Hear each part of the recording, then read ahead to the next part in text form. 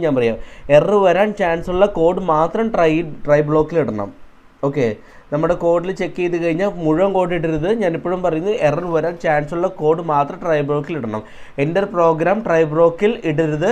അത് very bad practice ആണെന്ന് നമുക്ക് പറയാൻ പറ്റും. ഓക്കെ, ചിലപ്പോൾ നിങ്ങൾക്ക് തോന്നായിരിക്കും എറർ ഹാൻഡിൽ ചെയ്യണമല്ലോ ആപ്പ് മുഴുവനായിട്ട്, സോ ട്രൈ ബ്ലോക്കിലേക്ക് ഇട്ടാൽ സേഫ് അല്ലേ എന്നുള്ളത്.